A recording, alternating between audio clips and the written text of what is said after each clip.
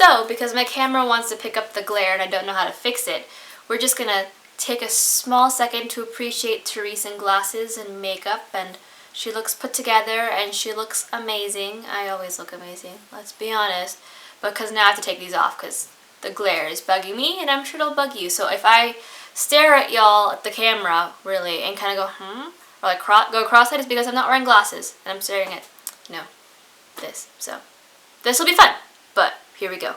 Hey everyone, it's Therese and welcome back to my channel. Today's video is going to be me talking about my February wrap-up. I read a total of 6 books this month. I didn't get to finish my entire TBR. As you all know, Priory of the Orange Tree is a brick and she's going to take multiple months. But let's just kind of get into it because I do have quite a bit of things to say about these books. The first book that I finished in the month of February was Ruin and Rising by Leigh Bardugo. This is the final book to the original Grishaverse trilogy, and if you guys don't know what that is about, it follows Alina, who has kind of lived her life feeling pretty average about everything, and then one day she finds out she is a Grisha and she is thrown into this entire world because she is a rare kind of Grisha that this one amazing human being named the Darkling wants to get his hands on. So kind of follows that progression. I have a vlog on this. I also have a vlog on the first 2 books. So I'll be leaving those linked down below as well for you guys, as well as any reviews that I have for these books on Goodreads. I ended up giving this, I said I gave it I initially gave this a 4 out of 5 stars, but I think I'm going to bump it down to 3.75 out of 5 stars. I definitely started to see a lot more character development within the characters, primarily Mal, which I was very excited for because I had been waiting for Mal to start getting better, and it just literally took him the entirety of the 3 books. I really enjoyed how Alina finally started to connect with the other Grisha in this last freaking book and kind of see herself as one of them and see herself in their little group and see that they're kind of all loyal to her and respect her equally. I liked seeing more of the world. I like seeing the side characters be more developed and we get to see them all fleshed out. There are several things that dinged me on this book, and one of them is that there was a big plot twist that happened to Mal. And while I enjoyed it, I feel like it didn't explain anything about Mal in general. It was kind of thrown in there, and while I appreciated it and it kind of brought to light a lot of the things regarding Mal, it wasn't built up properly, and I wish I had seen more of that kind of peppered throughout the previous 2 books. I also did not understand the connection between Alina and the Darkling. At first I thought they were siblings and it was going to be like a weird Jonathan Morgenstern and Clary Fairchild kind of situation, but it wasn't. They had a lot of chemistry and a lot of connections, but there wasn't anything that kind of pulled to me that made them seem, that confirmed their connection, other than like calls to like, which literally makes no sense. It makes sense in the long run, but when I get down to nitpicky and gritty things about it, 0 sense. Absolutely none. I also felt like a lot of the deaths here that happened were also very I felt like you could have just thrown them away. They didn't really hurt me in the way that they should have. I gasped at one of them, but really the characters were inconsequential to the plot, to the development, and some of them were pretty much brand new to the book, so I kind of did not feel much for them passing away, unfortunately. Also, trigger warnings, there is a bit of death in this book. There's a lot of death in this book, but it's definitely a little darker than the first 2 books. I think that in terms of like the descriptions of the deaths, there's one particular death that I had me sitting there going like, oh, this is YA, this is YA. But yeah, overall, I was kind of disappointed with the series. I felt like it had a lot of potential to be a bit more, but I think the time this book was published, it definitely suffered from those like little tropey situations and all of that stuff. I'm going to be continuing on with the read-along that I have with my friends and I'll be reading 6 of Crows this month, so we'll see how it goes, but right now, the first trilogy has kind of left me feeling a little unsatisfied. The next book that I read for the month of February, is actually a reread, and I reread it to honor the casting that happened within that week. I literally read this book in like 2 days. And that is Daisy Jones and the Six by Taylor Jenkins Reid. This is, like I said, a reread for me. This is adult historical fiction that's very Fleetwood Mac inspired. We follow this band called Daisy Jones and the Six within it was like the late 60s, early 70s, and kind of their rise to fame and then them falling apart without so much as a warning to the public. It is now them coming together in this interview style format kind of book for them to explain their rise, their fall, and what exactly caused this amazing band to fall apart. Y'all have heard me talk about this book so many times, but since y'all are pulling my leg and forcing a review out of me, I'll do it. For those of you guys who don't know, there are trigger warnings for this book. Drug abuse, alcohol abuse, cheating. What else? Addiction. And yes, I believe those are the 4 that I can think of. But I will have my Goodreads review linked down below, so you guys can check that out. I have more in detailed thoughts about that. I also have, I have my video review actually on my Goodreads, so I will leave that link down below actually. I gave this a 5 out of 5 stars. This is honestly one of my favorite books to read. It's such a quick and fast-paced read because it is all told in interview format. I can definitely see why people don't like this book. There are instances where I'm like, yeah, I feel like that could have been written differently and all this stuff, but I love these cast of characters so much.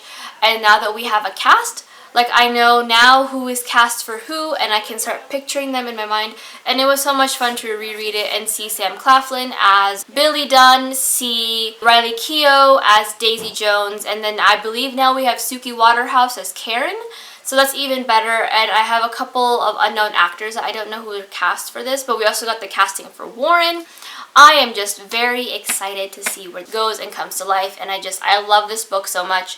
I actually ended up picking up the copy that my friend Sam got me when she was in London last year. So it was a really nice surprise to see her like little note that she made for me. Honestly, I can't stop raving about this book, and I'm very glad you guys forced a review out of me.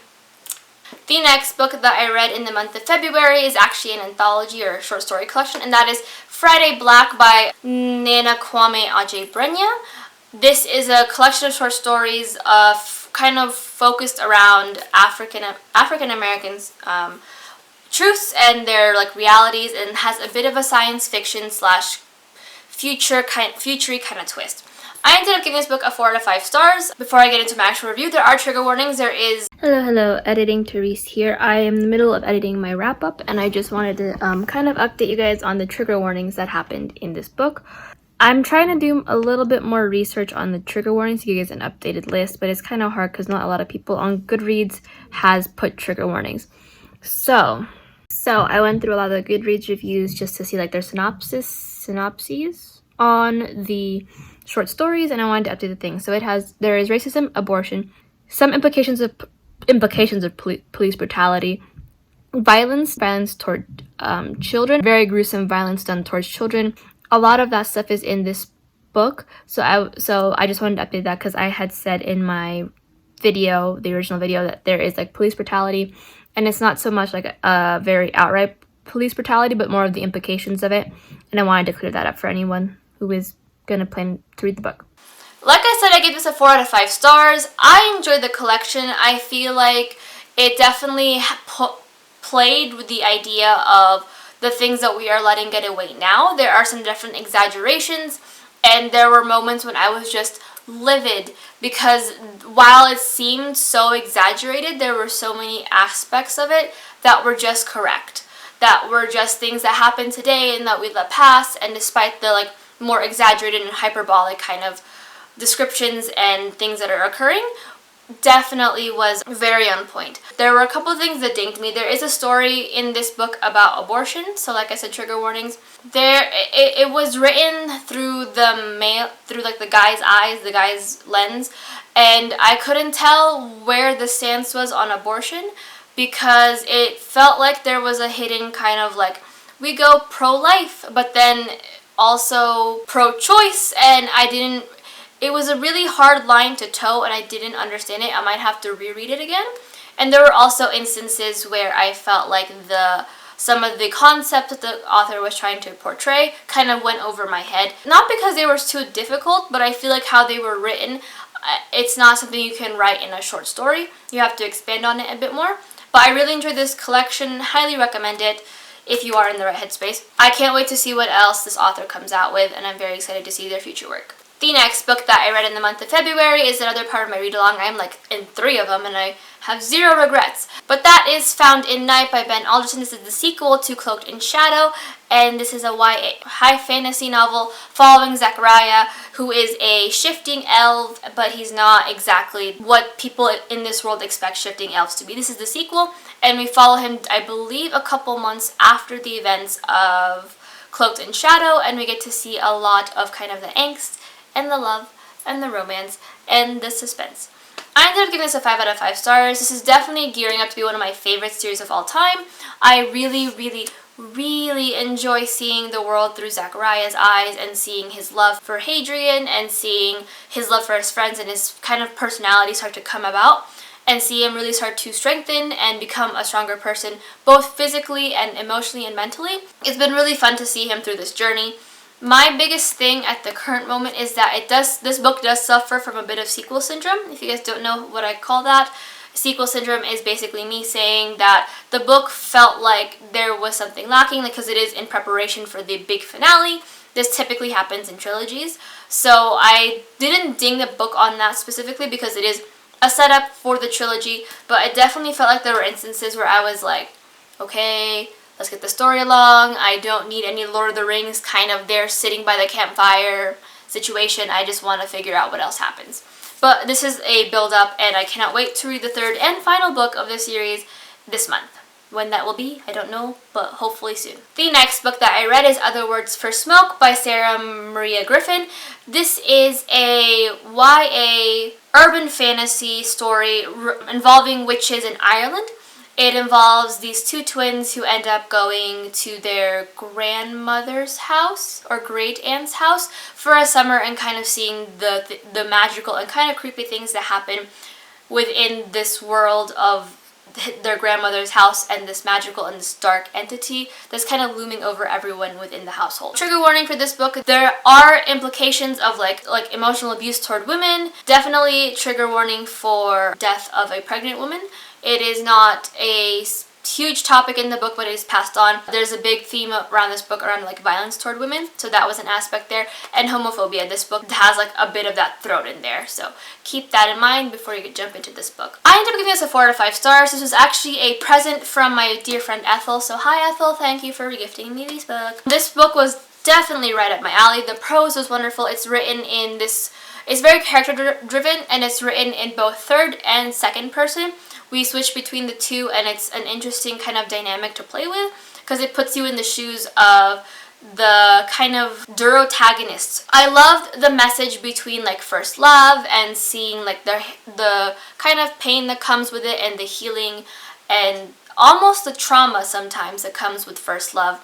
I also like seeing this very hidden underlying message of violence done toward women, both physically and within this kind of spiritual world that's going on. There are some pretty badass women in here, I'm not gonna lie, but I like seeing how they kind of had to escape from this violence done toward them and seeing how that worked out and seeing what women do essentially to cope with these things that are occurring with them. I think the one thing that dinged me on this book was that while I do like character-based books, character-driven books, I feel like the ending left me a little bit unsatisfied in the sense that I was waiting for an actual ending. I feel like the ending didn't really have an ending, so I would have really liked to have seen that happen.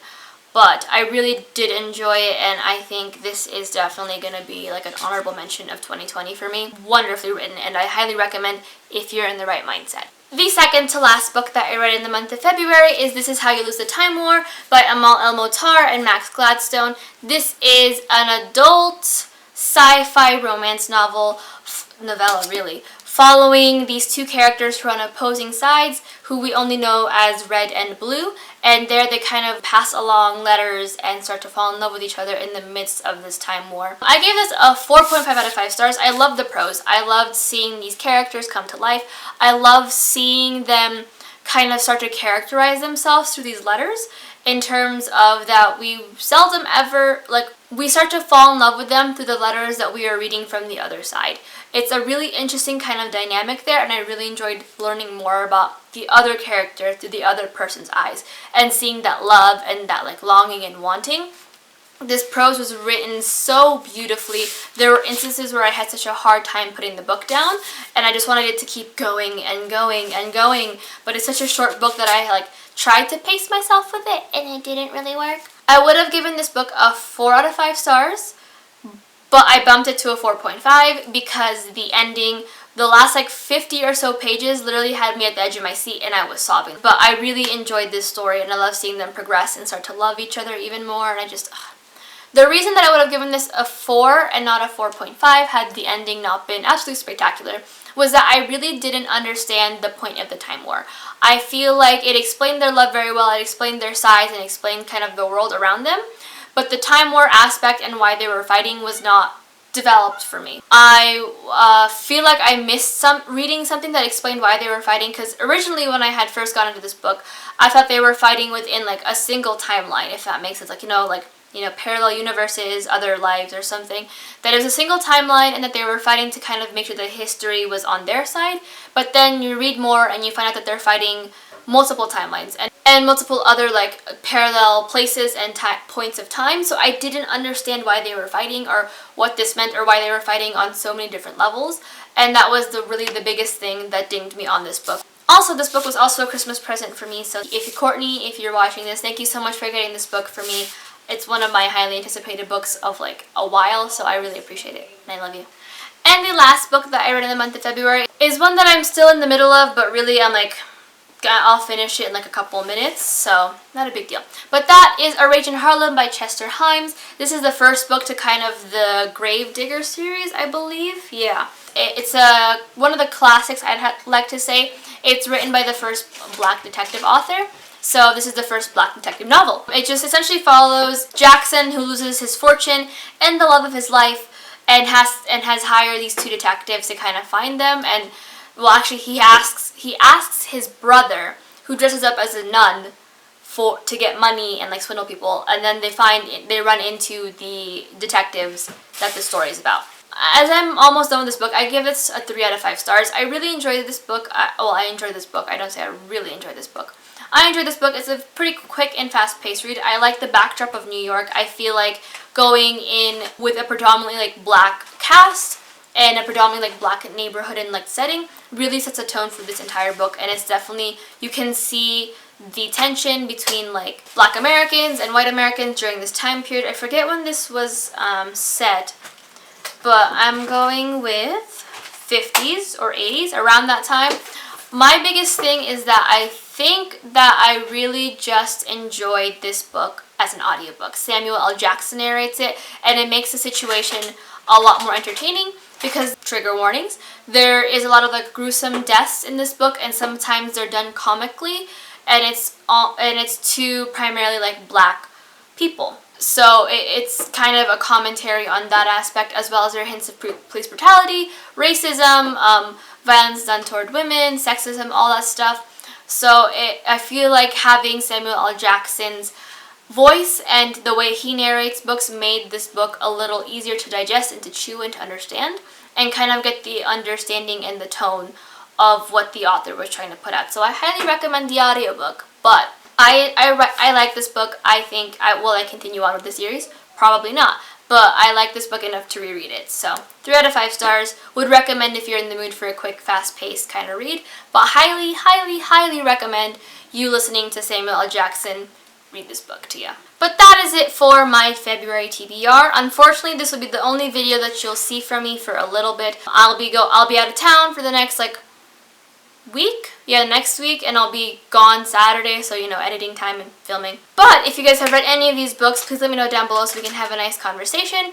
Like I said, everything from my vlogs to my video reviews to normal written Goodreads reviews will be linked down below. Until next time, hit like, subscribe, comment, and I will talk to you guys in the next video, which will hopefully be my Chain of Gold vlog. But until then, I hope you guys are having a great week, and I'll see you guys literally everywhere else on social media.